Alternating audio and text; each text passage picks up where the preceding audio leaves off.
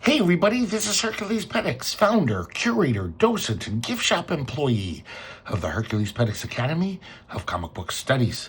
Today we're going to continue our look at Two-Fisted Tales, one of the best war comics ever made from EC Comics. We're up to number 10, and once again we start off with the Harvey Kurtzman cover. I gotta say, this one really accentuates the strengths of Harvey Kurtzman. You know, completely simple cartoony art, but look at the energy in this drawing.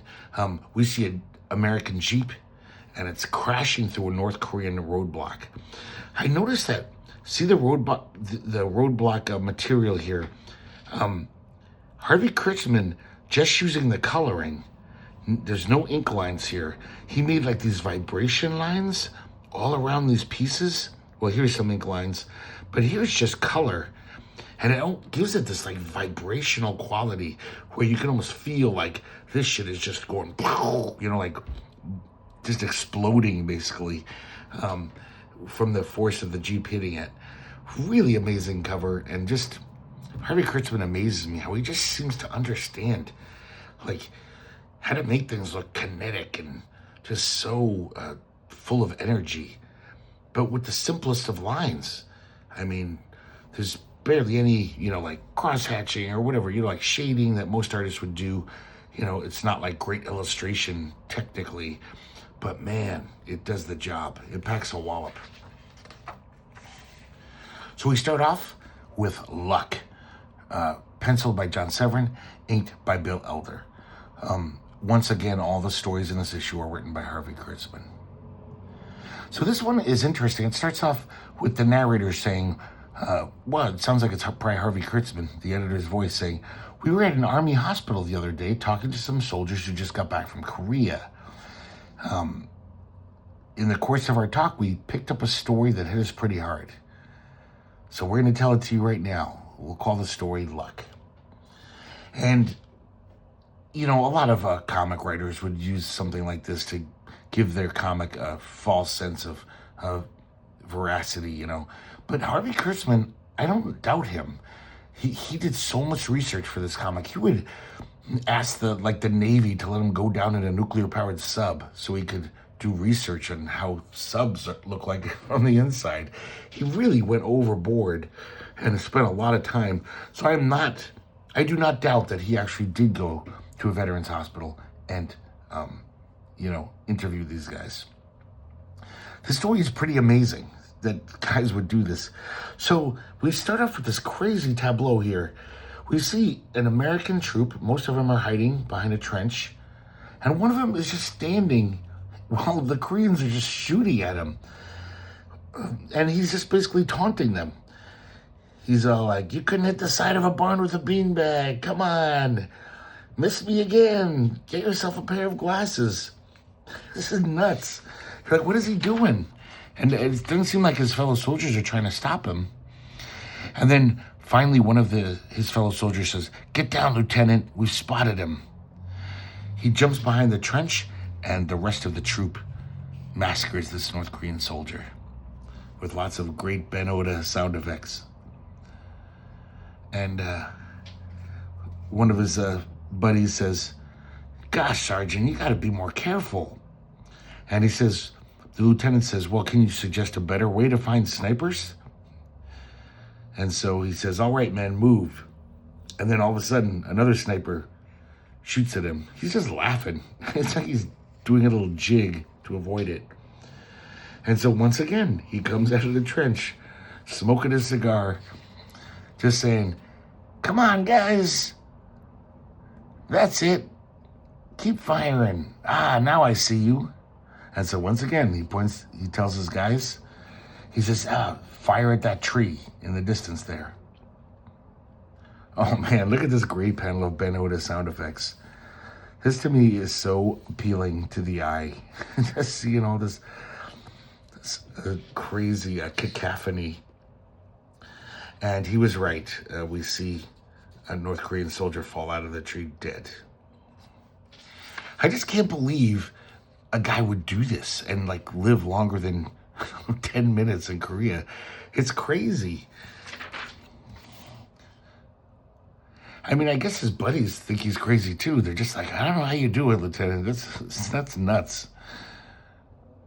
And then as they're inspecting this dead North Korean soldier falling out of the tree, all of a sudden a machine gun nest opens fire on them, kills like 4 of the guys. Once again, in scenes of violence, everything goes monochromatic, very dramatic, very effective. So everyone dives behind this trench here, and once again the lieutenant says, "I'm gonna do my little act." He says, this is an odd one, "You couldn't hit a bull in the grass with a bass fiddle." Whatever that means. And then he even insults the Korean in Korean. I don't know what this means, but the machine gun opens fire on him. He leaps behind the trench to safety. And one of his buddies says, "Lieutenant, they're going to get you one of these days." He's like, "They can't, kid. I've got a lucky horseshoe on my tail." So he has pinpointed where they are. They bring up the cannon team. And he says, "Aim right at this, at the right end of that hut down there. That's where the machine gun fire is coming from." And as soon as the cannon shell hits, I want everyone to open fire in case there's any survivors running away. Of course, Harvey Kurtzman takes a few panels to actually show how these things are loaded, because he's kind of a maniac. He's a stickler. And they bomb the machine gun nest. This time, they're going to be a little more cautious in their advance, because these snipers keep popping up out everywhere. And we see just 6 silent panels of them slowly getting up to that demolished hut.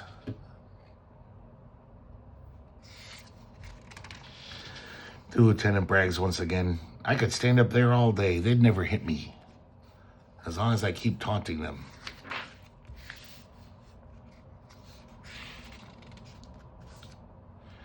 So their commanding officer drives up in a Jeep, says, "Good work, guys."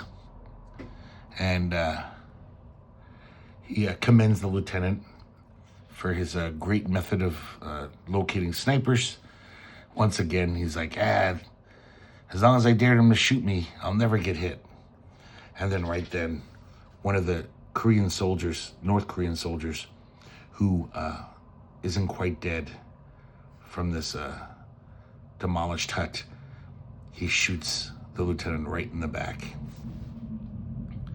His buddies kill the guy, but then we see these 3 silent panels of him crumpling to the ground, dead, with a bullet hole right in his helmet. The narrator, or I should say the editor, says, "That's it. That's the way we heard it. That's the way we're passing it on to you." So I know I have no way of knowing, but I'm pretty sure this story, even if it's not true, I'm pretty sure it was told to Harvey Kurtzman as truth. It's just amazing that was how they located snipers. At least this guy. It's crazy. Now we got Wally Wood during Custer's last stand. Once again, making Wally Wood do all the heavy lifting here. Look at this, guys. He is so young and hungry at this point. He draws like every TP in this Sioux village. It's insane. So this is basically Custer's last stand. And we're at the Little Bighorn River. It's 1876. Now Custer's leading his men. He's pointing to the Sioux village. And he says, "That's the village we've been looking for." And now most of the story of this story, though, will be the main character is this just regular soldier in the back here. He's thinking to himself, "Just look at him, Brevet General Custer, getting ready to kill Indians. What a peacock. He don't give a damn about us. He's going to make us kill Indians so he can get more glory because he wants to be president of the United States." Man, look at this beautiful, gorgeous Wally Wood art. Every face, every horse, everything's drawn perfectly, and not just perfectly, drawn with his amazing style. So basically, most of the story is just this soldier just thinking bad thoughts about Custer and just about what they're about to do. He takes a more modern approach to, the conflict between the, Europeans and the Native Americans. He says,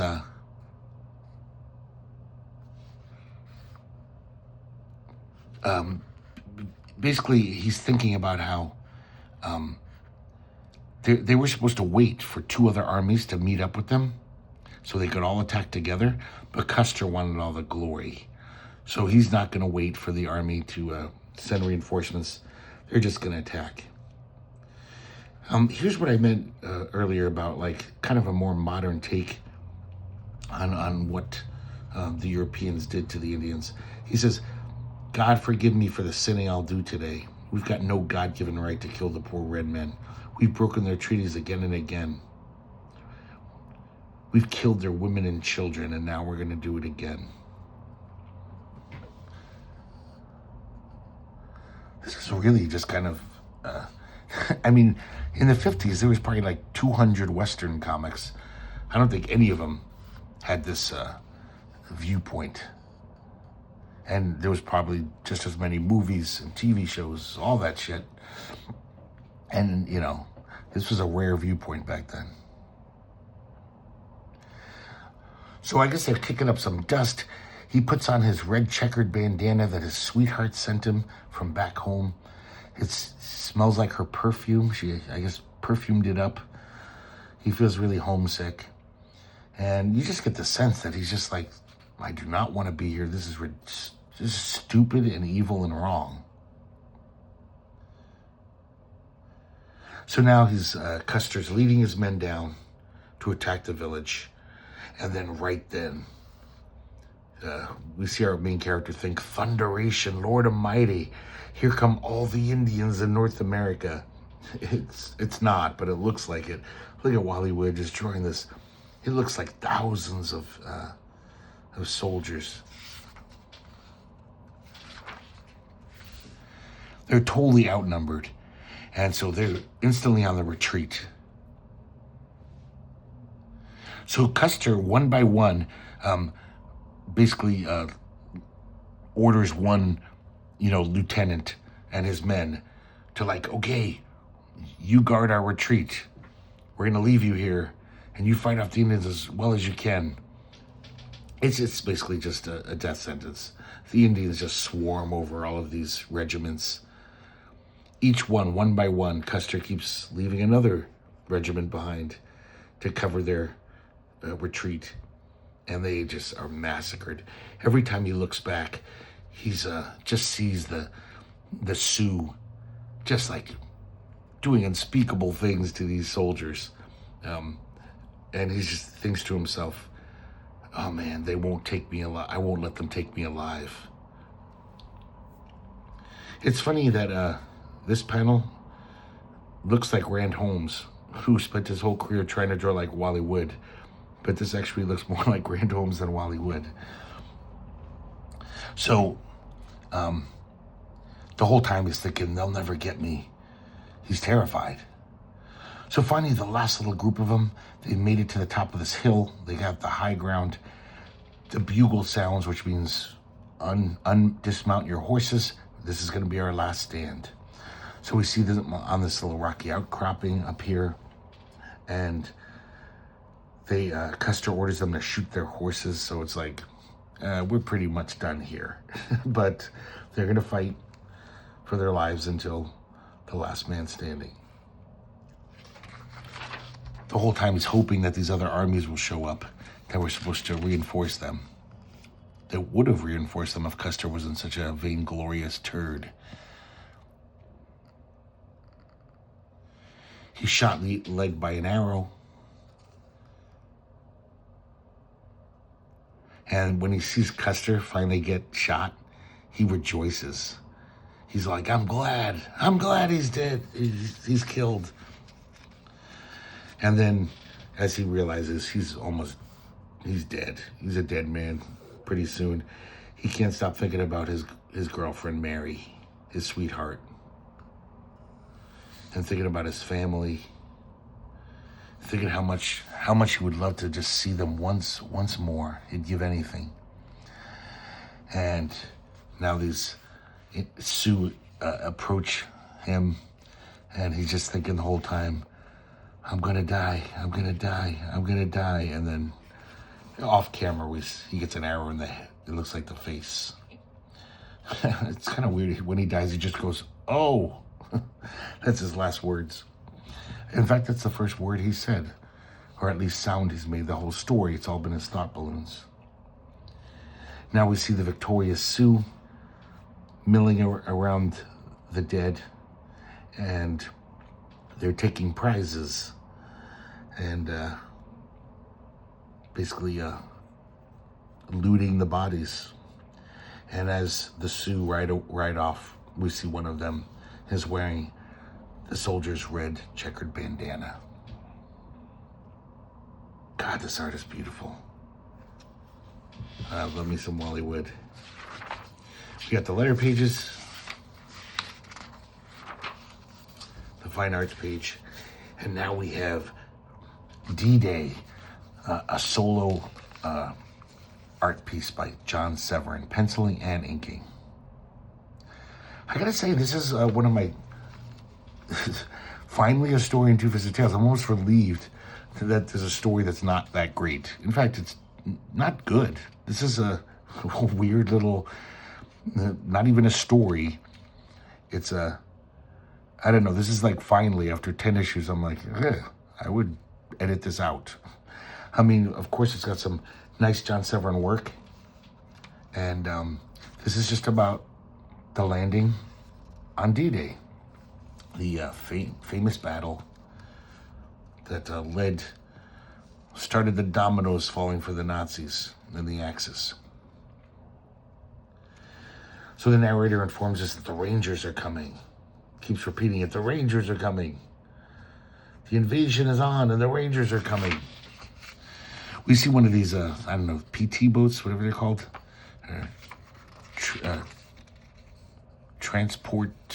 Personnel transport ships. I don't know what these things are called. And there's this like young, kind of fresh-faced looking soldier. And he's really confident at first. He's like, I'm not worried. This whole expedition has been so well planned. We'll move in like clockwork. The Germans don't expect us to climb those sheer cliffs. That's what the G2 tells us. They don't have many men up there because of that. Wonder what the Germans will think when they see a rocket-propelled grapnel sailing over their cliffs. And we've been practicing climbing for 2 months now. They're probably disorganized from all the shelling that we've given them from the Air Corps. We'll move in like clockwork. He keeps talking about this as if it's like this perfect plan. He's very confident. This older, more veteran soldier, he says, don't jump on those Germans too fast. Ma used to tell me not to count a chicken until it was hatched. For instance, right this minute, our transport boat is lost. We're off course.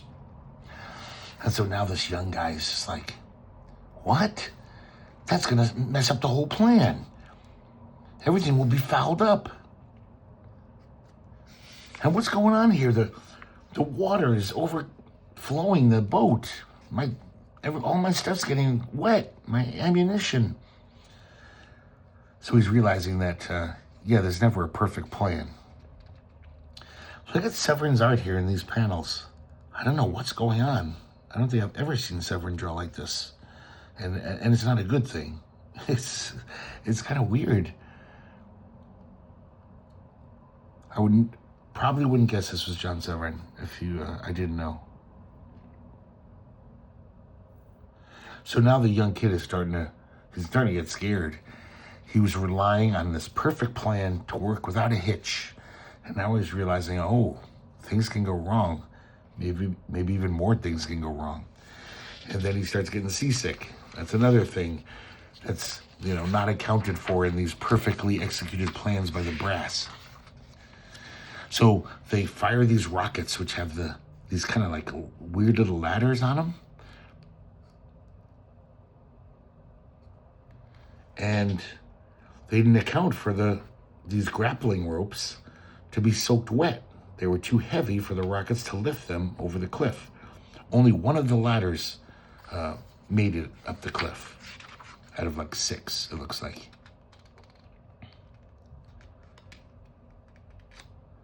This art is, this art is still like better than a lot of artists, but it's like really primal for Severin. Look at this almost expressionist shading on this guy's face. It's like something Charles Burns would do or something. It's weird. And then now we get back to normal Severin art. And of course there's giant holes in the beach from the bombardment that they're all falling into. This more veteran soldier, he says, I'll take the lead. He starts climbing this grappling rope or whatever it's called.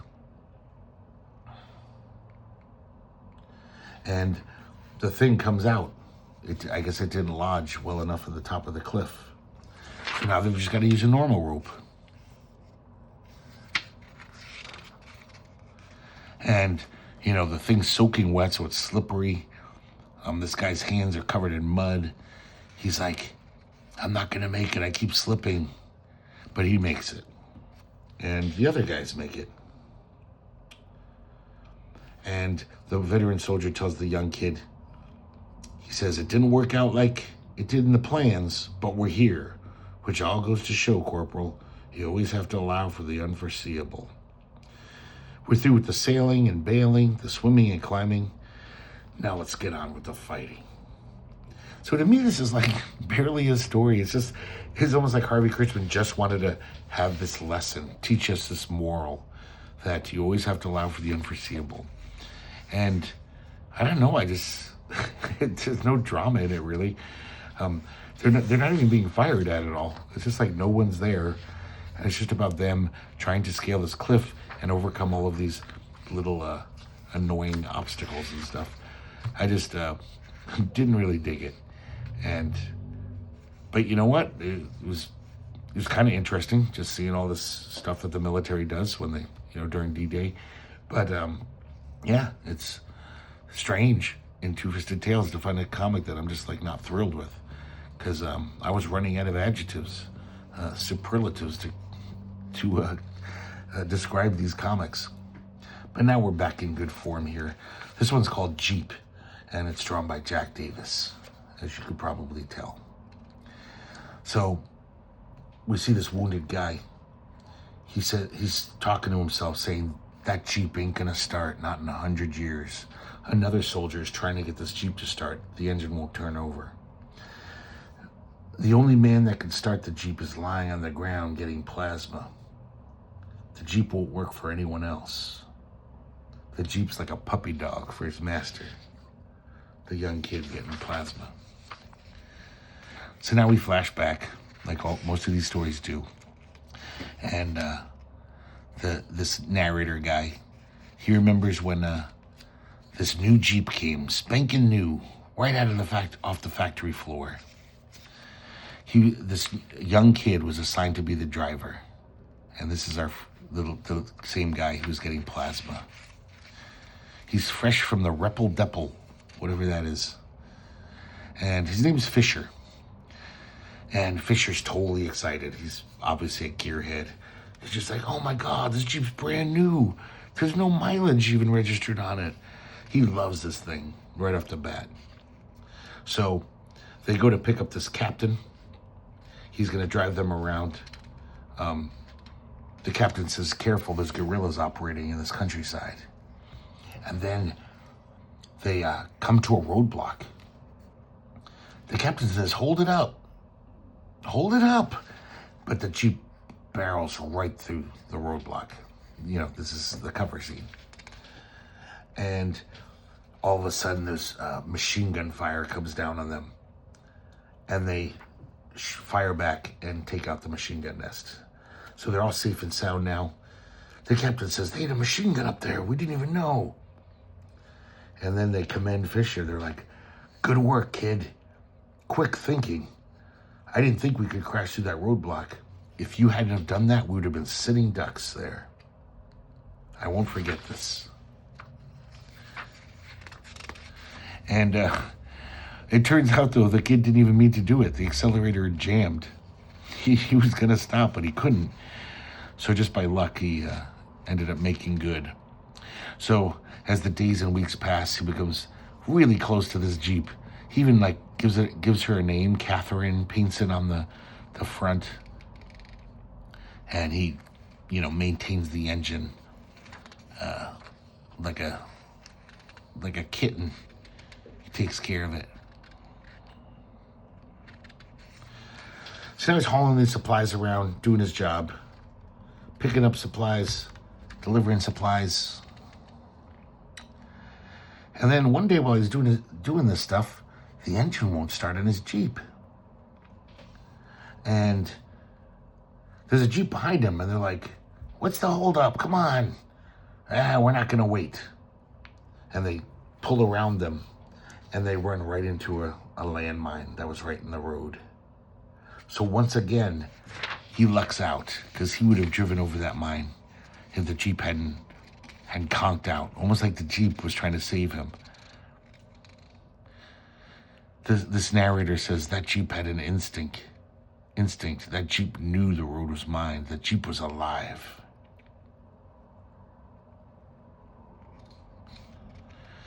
So now one day he's driving around and he sees an American soldier wounded.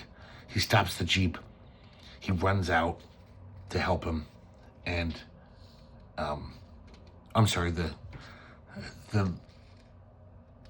the commanding officer, he's driving around, runs out to help him. And he warns his commanding officer. He says, "Sergeant, above you, look out." And Fisher is riddled with bullets. The commanding officer turns around, kills the guy who killed Fisher, or shot Fisher. And he runs over to Fisher. And then, almost like a miracle, the Jeep rolls down the hill, stopping right in front of Fisher. And now we come back to the narrator. He's like, "Sure, you could say that the emergency brake was off. You could say it was a coincidence, but I know different. That boy gave the Jeep a soul, and it won't drive for no one else. That Jeep's never going to start again. It lives or dies with the boy. And the boy is dead. Fisher, the blood transfusion didn't work. It's unnecessary now. He's dead. And it looks like the Jeep is dead, too."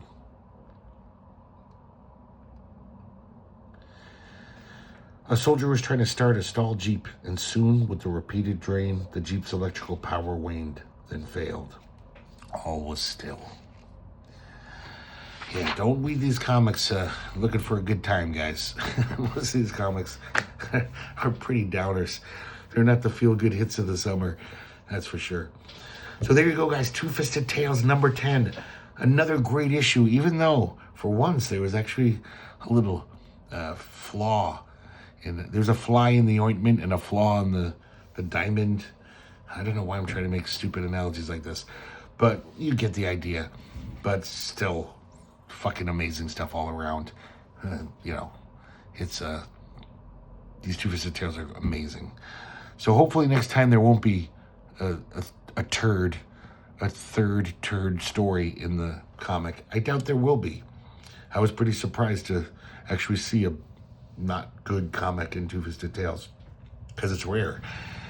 So thanks for watching, guys, and I hope to see you next time here at the Herculespetix Academy of Comic Book Studies.